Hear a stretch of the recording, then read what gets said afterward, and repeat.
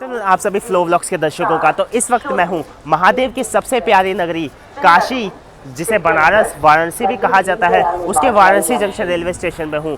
हमारी यात्रा चल रही थी 11061 पवन एक्सप्रेस, जिसमें हमने पार्ट 1 में देखा, हमने जर्नी देखी थी मुंबई के लोकमान्य तिलक टर्मिनस से यूपी के भदोही डिस्ट्रिक्ट के ज्ञानपुर रोड रेलवे स्टेशन तक। तो पार्ट 2 में आज हम जर्नी देखने वाले हैं वाराणसी जंक्शन से पूरा जयनगर तक। तो क्योंकि अपने इस सफ़र को हम शुरू करें, इससे पहले मैं आपको जैसे सभी को बता दूं, मैं यहीं वाराणसी जंक्शन से हूं। मेरा जन्म यहीं बनारस में ही हुआ था और रहता मैं मोस्टली दिल्ली में हूं, लेकिन बनारस में ना आना जाना होता रहता है। तो आपने मेरे बनारस से दिल्ली के बीच में काफ़ी सारी वीडियोज़ देखी होंगी, चाहे वो दिल्ली से दीनदयाल उपाध्याय जंक्शन के बीच में, या दिल्ली से बनारस के बीच में हो, या दिल्ली से वाराणसी जंक्शन के बीच में हो। इसके बारे में ये चीज़ फेमस है कि ये इतिहास से भी पुराना शहर है।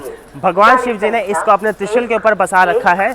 पहले बनारस अपने सिर्फ धार्मिक चीज़ों के लिए प्रसिद्ध था, तो आज बनारस में काफ़ी आधुनिकता भी आ रही है। यही वाराणसी जंक्शन के प्लेटफॉर्म नंबर 1 पे आप देख सकते हैं इंडियन रेलवे का most premium executive train launch, जिसके ऊपर मैं 2 बार डेडिकेटेड वीडियो बना चुका हूं। अगर आपने वो वीडियोस नहीं देखी है तो जाके देख सकते हैं। वाराणसी शहर में काफ़ी सारे मेन रेलवे स्टेशन है।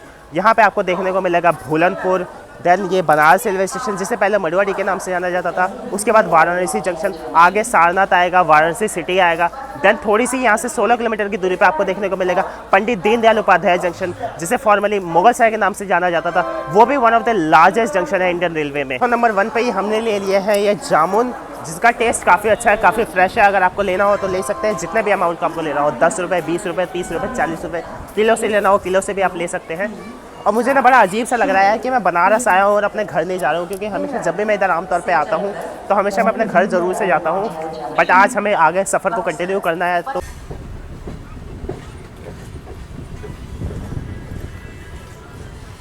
सामने आप जो ये ट्रैक्स देख रहे हैं जाते हुए, ये चले जाएंगे काशी होते हुए पंडित दीनदयाल उपाध्याय जंक्शन की तरफ, जहाँ से आप दिल्ली, कलकत्ता, पटना, गया, अनेकों जगह आप वहाँ से जा सकते हैं। और हम बढ़ जाने वाले हैं औरैहार, गाजीपुर, बलिया के रास्ते, हाजीपुर, सोनपुर होते हुए दरभंगा वाली लाइन पे।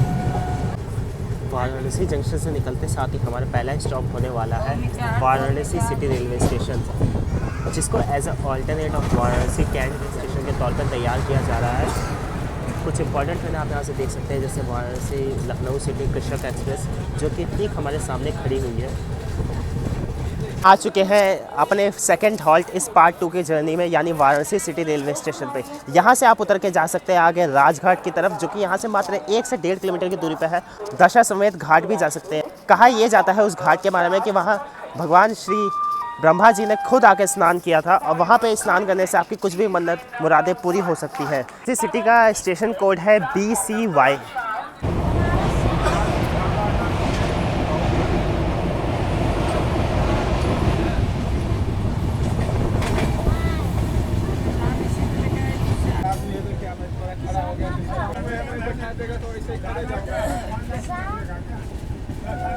हम आ चुके हैं बनारस के सारनाथ रेलवे स्टेशन में। सारनाथ क्या है तो बुद्धिज़्म के लिए काफ़ी पवित्र जगह है, क्योंकि महात्मा यानी गौतम बुद्ध जी ने सबसे पहला द सरमन एट बनारस यही बनारस के सारनाथ में दिया था।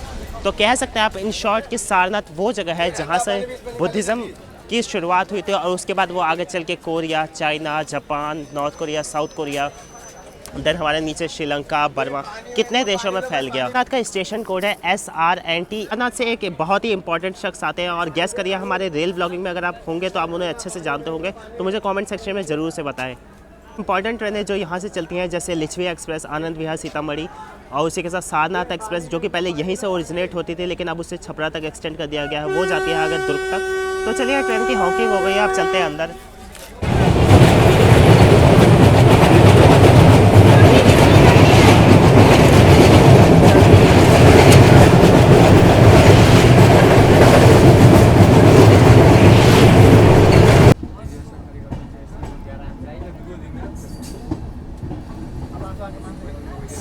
वक्त हम आ चुके हैं उत्तर प्रदेश के गाजीपुर डिस्ट्रिक्ट के औरैहार जंक्शन रेलवे स्टेशन पे। औरैहार का मतलब ये होता है, एक ट्राइबल हुआ करता था जिनका नाम होता था होन्स। वो इतने खूंखार और ख़तरनाक होते थे कि उनसे पूरे चाइना में कोई जीत नहीं पाया था। तो देन उन्होंने रशिया में अपना आतंक फैलाना शुरू किया। रशिया वगैरह में आतंक फैलाने के बाद वो भारत में घुसे, बिहार के तक्षशिला से। लेकिन उनको गाजीपुर में ही हमारे उस वक्त के राजा थे गाजीपुर के स्कंद गुप्ता, उन्होंने ना सिर्फ उनको हराया, बल्कि उनको खदेड़ पे दिया, जिनकी चर्चा पूरी दुनिया में हुई, क्योंकि उस वक्त उनको पूरी दुनिया में कोई हरा ही नहीं पा रहा, जहाँ जा रहे थे वहाँ जीत रहे थे, लेकिन यहीं गाजीपुर में उनको हरा दिया गया। तो औरिहार को जंक्शन इसलिए कहा जाता है क्योंकि यहाँ से एक लाइन चल जाती है जौनपुर की तरफ, उनको बनारस ना ले जाकर डायरेक्ट जौनपुर की तरफ ले जाना होता है, उनको यहीं औरिहार जंक्शन से बाईपास कर दिया जाता है। जैसे में सुहेलदेव एक्सप्रेस जो कि दिल्ली जाती है लेकिन बनारस नहीं जाती है, वो गाजीपुर से चलती है, औरिहार की जंक्शन आती है, वाया धोबी जौनपुर जंक्शन होते हुए चली जाती है सीधा दिल्ली की तरफ। स्टेशन देखा जाए तो आप देख सकते हैं स्टेशन कुछ ऐसा दिखता है, बहुत ही हरा भरा रेलवे स्टेशन है, और जो दो प्लेटफॉर्म के बीच में लेंथ है वो मतलब आप देख ही सकते हैं यार कितने लंबा लेंथ।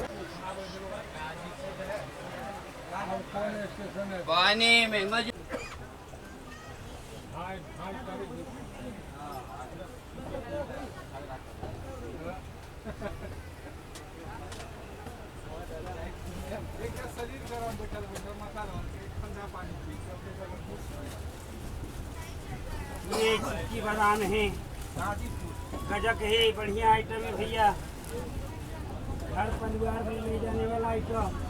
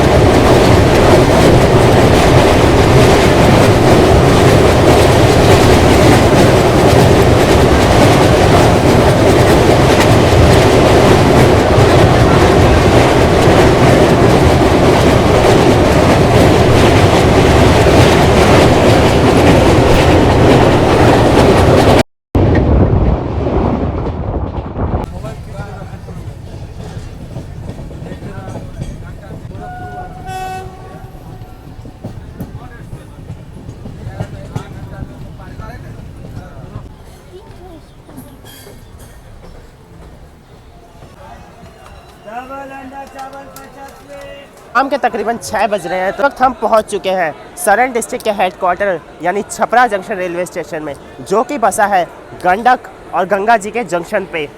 ट्रेन की यहाँ एक्चुअल टाइमिंग थी 5:55। ट्रेन को यहाँ 5 मिनट का हॉल्ट दिया गया है, और Chhapra one of the top 100 booking railway station in Indian railway में आता है।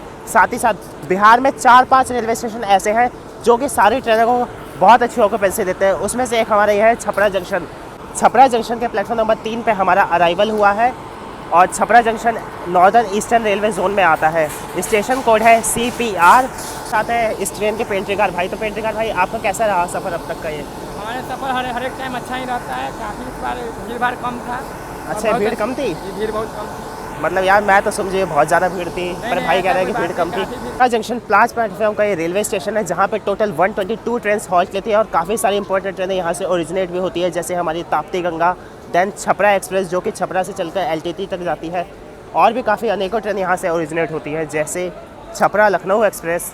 कुछ फेमस पर्सनैलिटीज़ भी आती हैं। अब ऑब्वियस सी बात है, बिहार का इतना इंपॉर्टेंट ये जगह है, जैसे में सबसे प्रोमिनेंट आपके आते हैं जयप्रकाश नारायण। याद है 1970 में उन्होंने इंदिरा गांधी उस वक्त के प्रधानमंत्री के खिलाफ टोटल रिवॉल्यूशन मूवमेंट उठाया था, जिसकी वजह से इंदिरा गांधी को शायद इमरजेंसी भी लगानी पड़ी थी। अगर मेरी जानकारी अधूरी हो तो मेरे को कमेंट सेक्शन में ज़रूर से रेक्टिफाई करें। इन पे आपको खाने पीने के डिफरेंट वैरायटीज़ मिलेंगे, लाइक यहाँ पे आपको छोले चावल मिल जाएंगे 20 रुपीज़ के, आपको 2 अंडे के बिरयानी यानी 2 अंडे का और चावल का मिक्स मिल जाएगा अराउंड 50 रुपीज़ के करीब। बिरयानी बोल के यार मैं बिरयानी की बेइज्जती नहीं कहना चाहूँगा। रेलवे में जो लोकल वेंडर्स या ऑन बोर्ड पेंटिंग वालों ने जो बिरयानी की बेइज्जती करवा रखी है ना, तो मैं तो नहीं करना चाहूँगा यार। बिरयानी आई मीन कैसे बोल सकते हैं यार कोई उसे बिरयानी? यार कह दो यार 2 अंडे का चावल या कुछ भी। ट्रेन को स्टार्टर दिया चल चुका है छपरा जंक्शन से निकलने के लिए, तो चलिए अपने कोच में चलते हैं।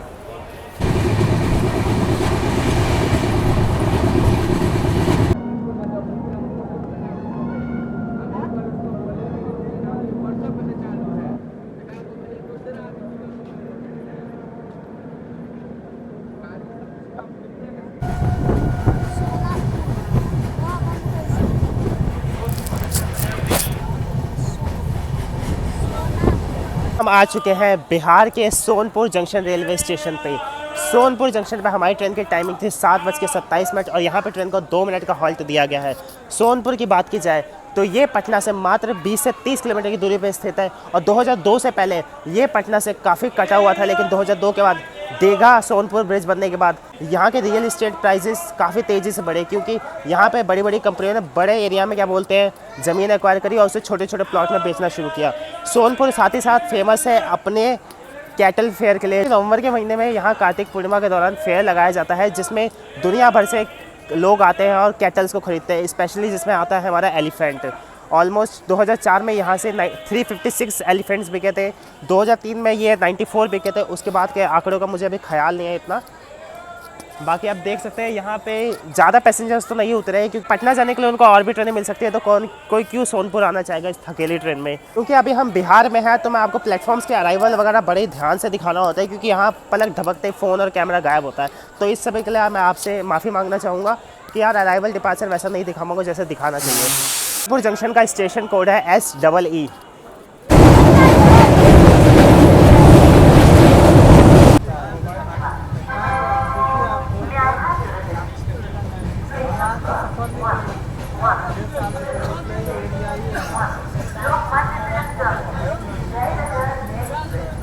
इस वक्त हम आ चुके हैं बिहार के second fastest growing Hajipur city के हाजीपुर जंक्शन रेलवे स्टेशन पे। ट्रेन की ऑफिशियल टाइमिंग थी 7:42 और ट्रेन को यहाँ पे 5 मिनट का हॉल्ट दिया गया है। और हाजीपुर जंक्शन आता है ईस्ट सेंट्रल रेलवे के अंडर, जिसके अंदर हमारा आता है पंडित दीनदयाल उपाध्याय जंक्शन, पटना आता है, गया आता है, बहुत सारे मेजर स्टॉप्स आते हैं इसके अंदर। और यहाँ से आगे पूरा रूट हमारा ईस्ट सेंट्रल जोन में ही आने वाला है। हाजीपुर में आपको देखने को मिलेगा इंडिया का 3rd longest bridge over river, जिसका नाम है महात्मा गांधी सेतु, जो कि कनेक्ट करता है हाजीपुर को पटना से। यहाँ टाइमिंग तो 5 मिनट की थी रुकने की, बट थोड़ा सा लेट थी, इसलिए कवर करने के लिए ट्रेन को अभी चला दिया है।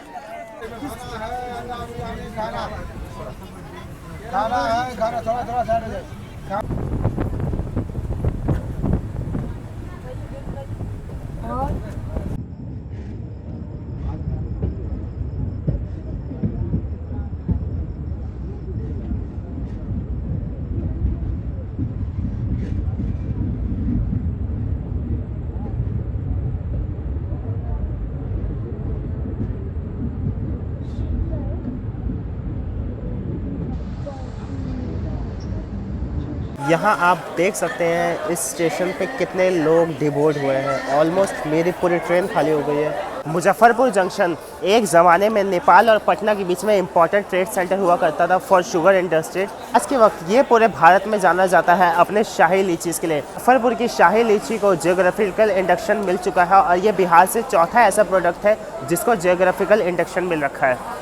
हमारी ट्रेन की यहाँ टाइमिंग थी 8:47। ट्रेन को यहाँ 5 मिनट का हॉल्ट दिया गया है, लेकिन मेरे हिसाब से इसको 10 मिनट का हॉल्ट यहाँ पे देना चाहिए, क्योंकि ऑलमोस्ट ये ट्रेन यहाँ पे एम्प्टी हो गई है। और इन माय ओपिनियन यहाँ मुजफ्फरपुर से हर जगह के लिए एक डेडिकेटेड ट्रेन होनी चाहिए, क्योंकि यहाँ के लोगों को बहुत कॉम्प्रोमाइज़ करना पड़ता है। अब आप अंदाज़ा इसी बात से लगा सकते हैं कि यहाँ से मुजफ्फरपुर से दिल्ली के बीच में सिर्फ 2 ट्रेनें हैं। एक चलती है डेली सप्तक्रांति सुपरफास्ट एक्सप्रेस और एक वीकली गरीब रथ एक्सप्रेस। 72 में मुजफ्फरपुर डिस्ट्रिक्ट से 2 ज़िले निकाल दिए गए थे। एक बना आगे जाके सीतामढ़ी एंड दूसरा बना वैशाली डिस्ट्रिक्ट, जिसमें आता है हाजीपुर जंक्शन। जंक्शन कोड है MFP। मेरे हिसाब से पटना के बाद अगर मुझे बिहार का कोई सबसे ज़्यादा डेवलप रेलवे स्टेशन लगा तो वो मुजफ्फरपुर ही है। लेकिन आप इसका अंदाज़ा इसी बात से लगा सकते हैं कि हमारी 22 कोचर LHB ट्रेन आ चुकी है, लेकिन अभी भी हम प्लेटफॉर्म पे आपको देख सकते हैं खाने पीने से लेकर हर तरह की फैसिलिटीज़ अवेलेबल है। यहाँ पे जो एग्ज़िट गेट है वो भी काफ़ी ज़्यादा है। हाँ, आप देख सकते हैं ये है पवन एक्सप्रेस का टॉयलेट का शीशा नहीं लगाया गया। यहाँ पे ये लोहे की ये ग्रिल लगा दी गई है। ना रहेगा बाँस, ना बजेगी बाँसुरी, ना रहेगा शीशा, ना उसे फोड़ेंगे वायलेंस करने वाले लोग।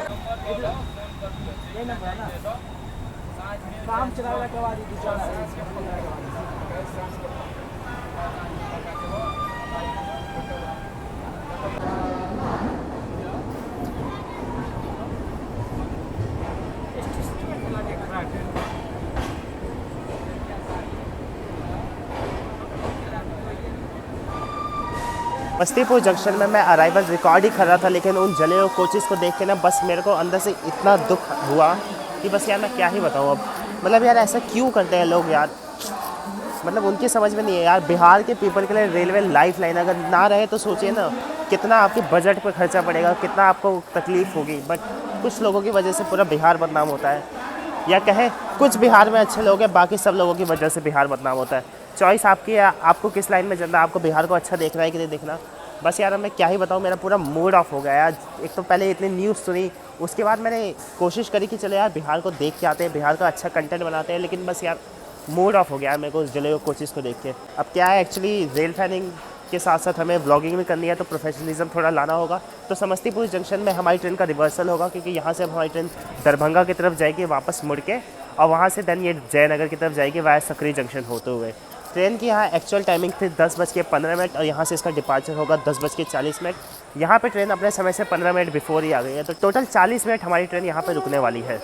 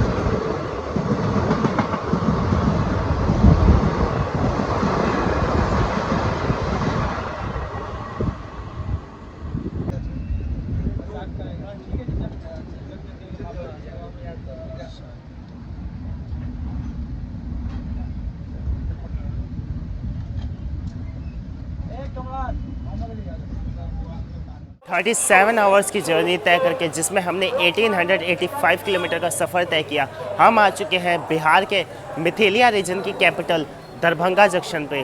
यहाँ पे ट्रेन की टाइमिंग थी रात में 12:27। हम बिल्कुल अपने सही टाइम पे आ चुके हैं। एक्चुअली मेरा इसमें टिकट जयनगर तक था, लेकिन कुछ इंस्टेंट प्लान की वजह से मैं यहाँ से वापस जाऊँगा मुजफ्फरपुर। तो सफ़र की बात की जाए तो बिहार के स्टाफ्स वगैरह से मैंने पूछा तो उन्होंने कहा था कि ये ट्रेन अभी तो फ़िलहाल एम्प्टी चल रही है, और इसका एम्प्टी भी ऐसा था कि इसमें ऑलमोस्ट पूरा खचाखच पैसेंजर भरे हुए थे। हाँ दिवाली जैसी उतनी रश नहीं थी, लेकिन फिर भी यार हर कोच में एटलीस्ट 15 से 20 वेटिंग पैसेंजर्स थे। और साथ ही साथ मेरे बस सफ़र RAC में था, लेकिन मेरे RAC वाली सीट में कोई आया नहीं, तो बाकी आसपास के पैसेंजर ठीक ठाक ही थे। तो सोचिए अगर रश में इसमें कितना भीड़ रहता होगा। इसमें एक चीज़ आपको बताऊँ, 12 स्लीपर कोचेस लगते हैं। उसके बाद सोचिए नॉर्मल सीज़न में इसमें इतना रश चल रहा है, तो वो दिवाली वगैरह में क्या ही हाल होता होगा। मेरी एक रेलवे से डिमांड है, या लोगों को, यहाँ के लोगों को डिमांड मेरी चाहिए कि एक ट्रेन को ना LTT से मुजफ्फरपुर के बीच में डेडिकेटेड डेली चलाना चाहिए। उससे क्या होगा, जो मुजफ्फरपुर का पैसेंजर होगा वो मुजफ्फरपुर के लिए हो जाएगा, और उसके बाद जो दरभंगा या जयनगर का होगा उनके लिए नॉर्मल ट्रेन रहेगी। क्योंकि बाद इस ट्रेन में नॉर्मल पैसेंजर ही थे, सीट भर सवारी थी। तो अगर सीज़न भी रहेगा तो यार ज़्यादा से ज़्यादा कमी भीड़ रहेगी, और मुजफ्फरपुर वालों के लिए भी एक डेडिकेटेड ट्रेन हो जाएगी। इसलिए इस वीडियो में इतना ही। उम्मीद करता हूँ आपको इस वीडियो के दोनों पार्ट पसंद आए होंगे। अगर आपने मुझे इंस्टाग्राम पे फॉलो नहीं किया तो फॉलो कर सकते हैं। अगर आपने इस वीडियो को लाइक नहीं किया है तो लाइक कर सकते हैं। चैनल पे फर्स्ट टाइम आया तो सब्सक्राइब करके ज़रूर से जाइएगा, क्योंकि मैं आपको बिहार के दिखाने वाला हूँ अब काफ़ी सारी खूबसूरत जर्नी, जिसमें ना होंगे किन्नर, ना होगा कोई फालतू की हरकतें, सिर्फ होगा ट्रेन जर्नीज, उसका feel, track, sound, knowledge, that's it. तो मिलते हैं जल्दी आपसे किसी और वीडियो में। जय हिंद आप सभी को।